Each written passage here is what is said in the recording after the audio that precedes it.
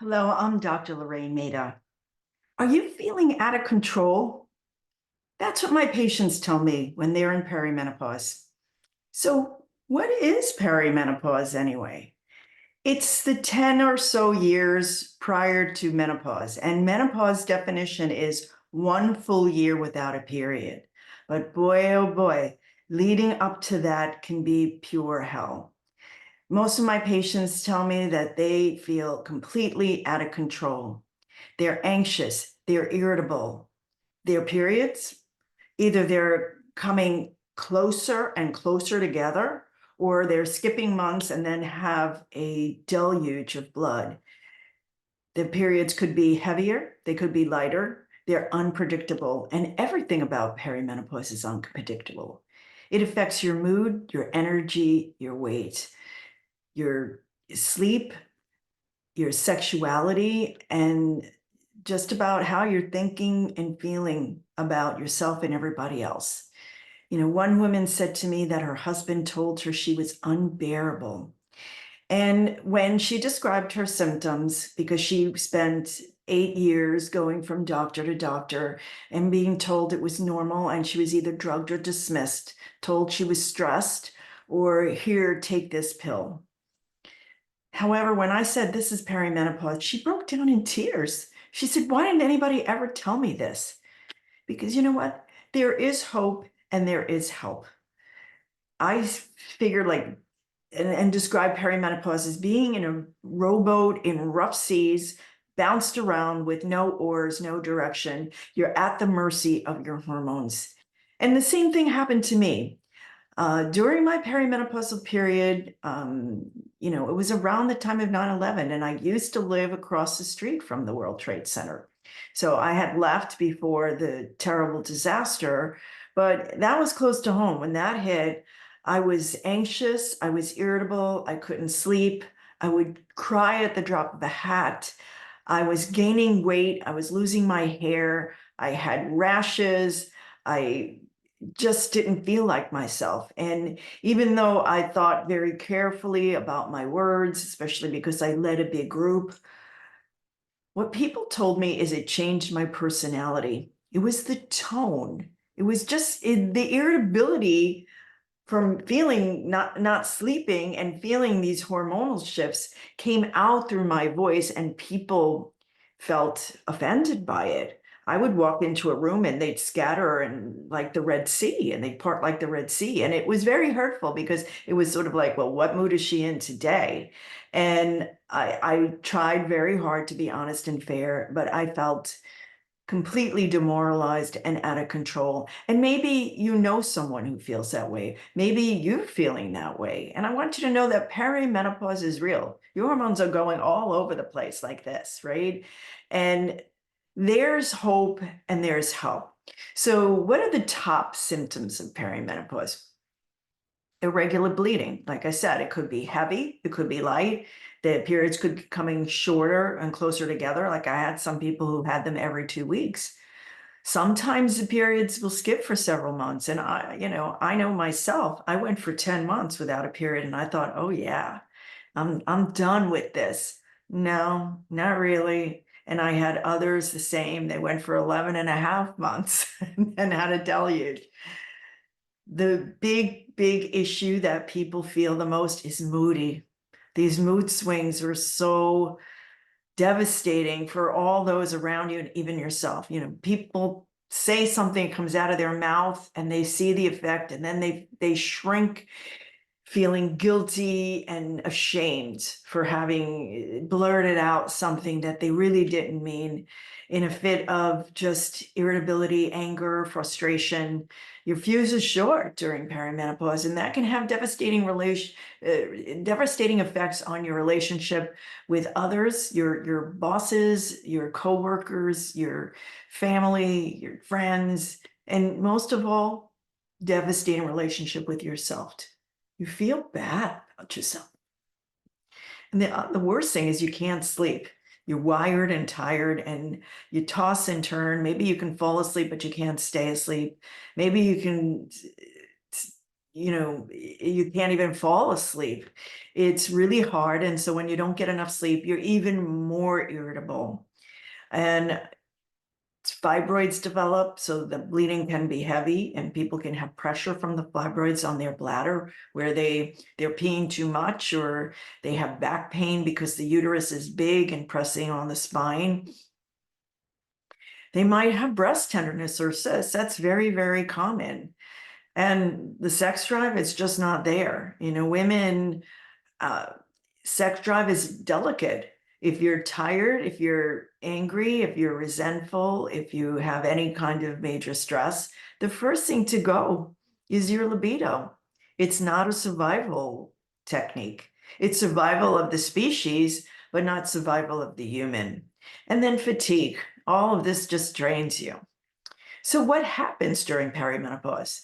Well, you're still making estrogen, but the estrogen is irregular. It's spurting and not spurting, but we're all born with a set number of eggs. And, every month one makes it to ovulation and others try and die off in the process. So by perimenopausal time, which is usually in the 40s, but it can start as early as the 30s in some people, you're running out of eggs. So some month you'll ovulate and there's estrogen. That's the hormone of energy and growth. Consider it like a gas pedal. Too much energy without the balancing effect of progesterone. Consider it the hormone of peace and calm. It's like the brakes. When you're balanced, you feel good. If you make estrogen and you're not making any progesterone, whether your estrogen is high, normal, or low, it's just when you don't have enough progesterone to balance whatever amount of estrogen you have, that's the symptom of estrogen dominance, which is a symptom of perimenopause, which is very similar to PMS. So, you can have all those symptoms of PMS as well: cramping, bleeding, bloating, weight gain. Weight gain is a biggie. You can't win as a woman. Estrogen's too high, you gain weight. Estrogen's too low, you gain weight. But estrogen dominance is where it all starts. It causes energy, too much energy that's unbridled, anxiety, irritability, impatience, insomnia, growth, which could be fluid retention, growth of the breasts, cysts of the breast, tender breasts, bleeding, spotting, weight gain, and especially like the Marilyn Monroe type, the breasts, the hips, and the thighs. Cortisol, the stress hormone, is around the belly. And believe me, perimenopausal hormone imbalances are stressful. And no doubt cortisol is off too. So there's a lot that you can do. And I have a hormone harmonized kickstart that gets into detail. It's free, it's on my website. But there are some natural solutions. Well, first of all, lose weight. Yeah, easier said than done. But you can do this by bringing down the excess estrogen and getting your body, having your body get rid of metabolites, meaning the breakdown products of estrogen. So the way you do that is fiber, but start low and go slow. Otherwise, you're really not going to be happy. Too much fiber too soon, you're going to get gas, bloating, and cramps. But fiber is going to bind toxins and it's going to remove them from your body. So start low and go slow. The other thing is making sure you eliminate, meaning poop. And you should be pooping a log or a snake every day, a big log or a big snake. And if you're not, you need more fiber, maybe magnesium. This is a good reason why many of the women who either have PMS or perimenopause or on hormones and just not doing well on them, they're not moving their bowels. They're not getting rid of toxins, because toxins in the environment can act like estrogen, and they can cause that hormone disruption and the growth that we don't want to see in the places we don't want it to grow. So some fiber is going to help, and making sure you poop snakes every day. I sometimes add magnesium. And again, with magnesium, you want to start low and you want to start slow. And the one that is best for bowel movements is magnesium citrate, because there are a lot of different types of magnesium. So magnesium citrate works the best for bowel movements. Start low, go slow. Fiber, water. The other thing is you want to reduce toxins. So where's toxins? Well, unfortunately, they're everywhere. So you got to think clean, eat clean, drink clean, be clean. So your products have to be clean. We're exposed to over 200 toxins a day, 200 chemicals a day, and our liver gets overloaded. And a lot of those chemicals are hormone disruptors. So drink clear, clean, filtered water and make sure that you have a very good water filter. Even these sparkling waters that are and waters from pristine springs are no longer pristine. You know, there are microplastics in some of those waters. So you want to be careful and you want to be able to detoxify by decreasing the toxins going in and increasing the toxins going out with maybe something like glutathione. Avoid, hormones in meat, poultry, and dairy. Make sure you eat the dirty dozen organic. The dirty dozen are the produce that has the most pesticides. So those, it's very important to eat organic because you can't wash it off. It's incorporated into the fruit or the vegetable. So you can find the list. It's updated every year on ewg.org. It stands for the Environmental Working Group.org. That's an important website for you to know, so you can learn a little bit about toxins. You can find out what are the best water filters for your area and for you. You can find out what products are toxic. I mean, what we put on our hair, on our skin, on our nails, what we breathe in the air can be toxic. Even the clothing that we wear, the furniture, the fabrics, they're all sprayed with flame retardants and they have chemicals in them. So if you want to know whether a product is toxic or not, the Environmental Working Group has an app that you can download. And there's another app called Think Dirty. So if you use those apps, Skin Deep or Think Dirty, you can scan products when you go into the grocery store. So clean cleaning products, clean cosmetics and skincare products and clean hair products. So you can't do this all at once. What I recommend is as you run out of a product, start looking for cleaner stuff that you like. And these apps can be very, very helpful. Sometimes I hate to recommend a product because I'll recommend a product and then the manufacturer changes something about it. So I'm a little concerned about making a recommendation and then having it changed, and you'll say I recommended it, but I can be responsible for when the manufacturer changes something. But there are companies that dedicate themselves to being clean and toxin free and start researching them. I have some ideas in my blogs and on my website. You want to reduce alcohol and caffeine. I know you ladies love the wine, but it goes right to your belly, unfortunately, and it gives you blood sugar swings, which give you swings of insulin, which give you swings of cortisol, which just makes more belly fat, and it makes all the perimenopausal symptoms worse. So the real amount that you should have is a teeny tiny 5-ounce glass, maybe 3 times a week. Some will exceed that, I get it, but keep your liver functioning well. Love your love your liver, decrease the toxins, decrease the alcohol. That will help to decrease the belly fat. Eat a low processed food diet, plenty of fresh fruits and vegetables. I say 8 servings of vegetables, 3 servings of fruit. And you'll get some fiber, but most people need additional fiber. I don't think many people get 10 servings of fruits and vegetables a day. The bare minimum is 5. And some people don't even get that. And you're probably nutrient deficient. So a multivitamin mineral formula, people are short on the omega-3 anti-inflammatory fats, so a fish oil, and vitamin K2, D3, because this is when you have to start taking care of your bones. You actually should have started taking care of your bones long before this, but progesterone acts on the bones just as much as estrogen does, and so does testosterone. And those, you're lacking progesterone if you're having the symptoms of perimenopause. There are some natural products that I like that have, I3C, indole 3-carbinol, DIM, diindolylmethane. They help you process your hormones. Your liver is going to break down the hormones in a safe or not so safe way. And you want methylated B vitamins. B vitamins are extremely important when you're under any distress. I mean, and distress isn't just worry. It could be physical, it could be emotional, it could be chemical. And these hormone imbalances are big time distress. So you need B's, C, magnesium in spades. So get a high dose multi or get extra B, C, and magnesium. If you have sensitive bowels, I would recommend magnesium glycinate.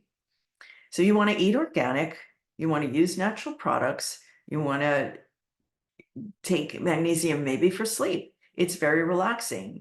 I always start with magnesium, and then perhaps sometimes I'll add in some melatonin, sometimes I'll add in calming herbs, but relaxation techniques. I mean, people want to write you off and say have cognitive behavioral therapy for the symptoms. It does help, especially the symptoms of hot flashes. And hot flashes are not just from estrogen. Hot flashes are from fluctuating hormones, from cortisol, and they occur in perimenopause. In fact, there's a lot of overlap of symptoms with perimenopause and menopause. So it's confusing for people. So if you're still bleeding and getting a period and you're having menopausal symptoms like painful sex, hot flashes, night sweats, poor memory, lack of sleep, these are symptoms of both. And it's measuring the levels. And actually, if you're having a period, you're in perimenopause. If you're not having a period for a year, you're in menopause. But you can even have low estrogen in perimenopause, but no progesterone, and you're out of control, out of control. And it really can affect your relationships and your overall health. And then if none of these things work, if everything you're trying in the Hormone Harmonized Kickstart, which you can find on the website vibranceforlife.com. I have two websites.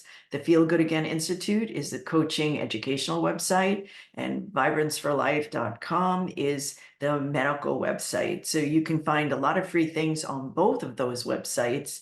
And if all doesn't work, bioidentical progesterone.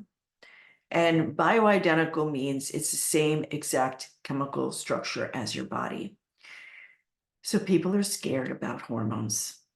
There's nothing to be scared about. They're a natural part of life, and as they decline, you age.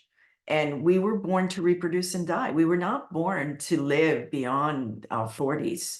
Most people died of infection or were killed by somebody, by some animal, and infection was rampant.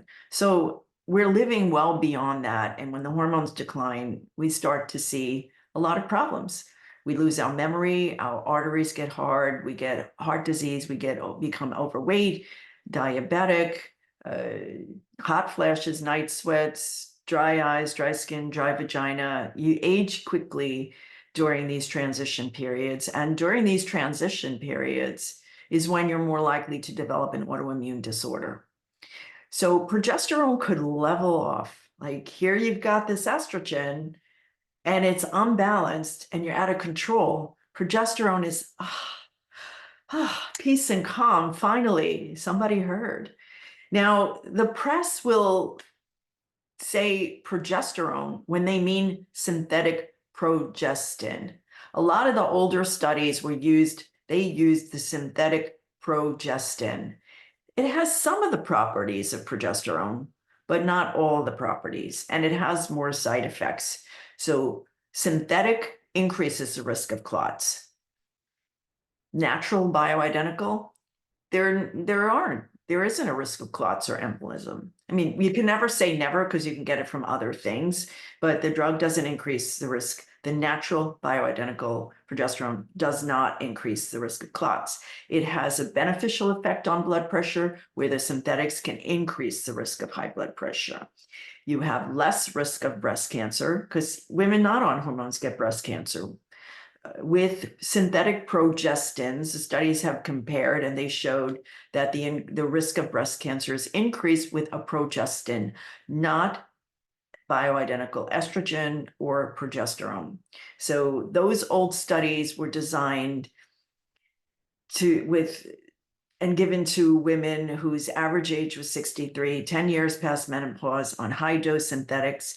And they didn't subdivide the group into who's getting benefit. So if you start hormone replacement therapy before the age of 60, within 10 years of menopause, you're going to get the most benefit. You have less bleeding episodes with the natural bioidentical progesterone, and some of the synthetics, you'll spot, you'll bleed. It may not be as good. Some of the synthetic progestins can stimulate growth in the breast, right? And the natural bioidentical decreases. It's an anti-estrogen in breast tissue, and you don't want overgrowth of the breast tissue, right? Synthetics can counteract the positive effects of estrogen and on the heart and lipids. Estrogen is very protective for the cardiovascular system. But when you give progestins, it decreases that benefit. Whereas if you do natural bioidentical progesterone, it enhances the benefit, it maintains the benefit, and it decreases the risk of diabetes. It has a good relaxation effect on the blood vessels in your brain, and you have less problem with sleep and anxiety. That's the biggest benefit that my patients just thank me for, because they say, I finally slept. I don't feel as anxious. So there's no reason to be afraid in it. And if you really want to evaluate whether hormones are right for you, I do have a course that's called Is HRT for You? FORYOU, HRT for You. If you take that course, you can self-evaluate, because there's a risk of doing nothing, right? You're going to lose your bone. Your arteries are going to stiffen, your lipids are going to increase, your memory may become impaired, you're not going to sleep, you'll be irritable, this is where a lot of divorces happen and breakups happen, and people leave their jobs because of these mood swings and irritability, and your judgment becomes impaired, and you're tired and irritable and angry. So not doing something has a risk. Doing something may have a risk. It may not have a risk. So you may want to evaluate, does your family have a history of heart disease or osteoporosis or dementia? Then you may have a risk. So not taking hormones that can protect you against that risk is a decision that, can cause some harm. So doing something may or may not cause some harm. Doing nothing can also cause some harm. So find out if hormones are right for you. I study the studies like crazy. I'm on hormones, and I have thousands of people on hormones. And in this course, I give you a lot of the studies that have shown the benefits as opposed to the risk. And the latest studies have even changed the opinion of the North American Menopause Society and over 20 other organizations. They all say the benefits outweigh the risks. So find out, are you in perimenopause? Are you out of control? Do you need some help? Try some natural solutions first. And if they don't work, find out, is HRT for you? Bye for now.